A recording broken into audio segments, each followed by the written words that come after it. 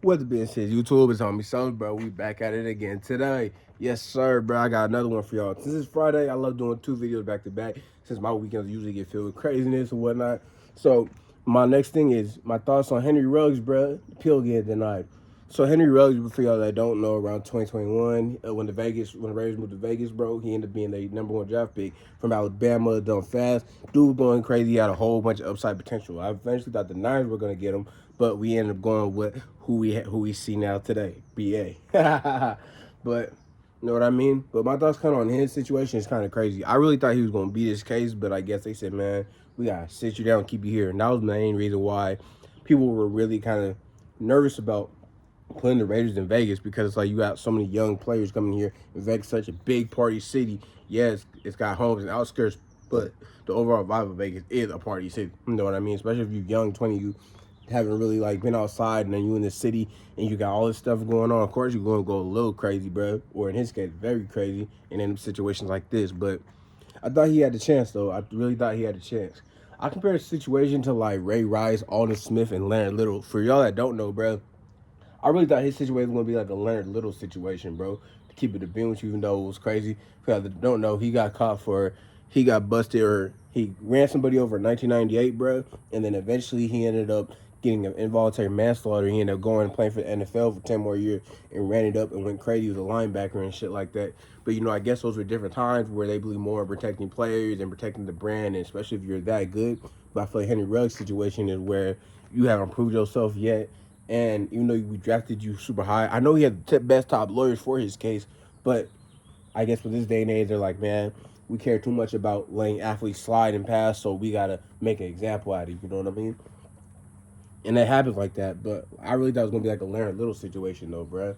To think this man really killed another woman too, driving DUI, and then he still got to play another decade. Like, I thought they'd be more lenient on him today, but I guess not. I guess they're like, man, you got to make that example. So shit. But I mean, worse has been done. I mean, you got to think of like the Ray Rice situation. For y'all I don't know, for y'all that may be a little younger, Ray Rice was having a little situation with his lady. He ended up just like spazzing out and just knocking her shit, bro, unconscious, and he dragging her out the elevator. They only caught the elevator part, so that made it look like this man is just a psychopath, especially with everything that was going on at the time. But eventually, when you end up checking the footage, and then she ended up testifying that, hey, yes, I put my hands on him, and this, that, and the third. His situation, I really like Henry Ruggs, but I guess it depends on, like, it just kind of was like the start, in my opinion, of like the NFL being like, all right, if y'all do too much craziness, we can't like protect you. If y'all got to be more aware, you got to be more adults out here, or else you're just out here looking crazy and you're gonna ruin our brand. We can't have that. So yeah, then you got his put Henry Ruggs though. Will he come out before he's 30? I say he probably gets home at like maybe in his mid 30s, bro. Maybe something changes, whatever. But I think it's one of those situations where, man, we just gotta make an example out of you, bro. We just gotta make an example out of you, man. But I also had my friend wondering, like, if he did pop out, do you think he would get signed? Of course he would, especially if I feel like if he was still staying in shape and whatnot. But that's also the thing that's rough on your body too when you're trying to be staying in shape and you are a pro athlete and you are in prison. So you gotta really like go out your way to do extra stuff, and not like the NFL, bro. You in prison doing that type of shit. It's not like constant training and drills. You know what I mean? But yeah, that's what happens though, man. Henry Ruggs, bro, crazy situation though, man. Crazy situation. You a young athlete out there, bro, about to get into the league, man. Your first 3 years are going to be the most crucial. Everybody wants something, all eyes on you and all focuses. And there's been thousands of dudes that have come to the NFL with huge potential, but they end up having a whole bunch of downside due to off the field things, bro.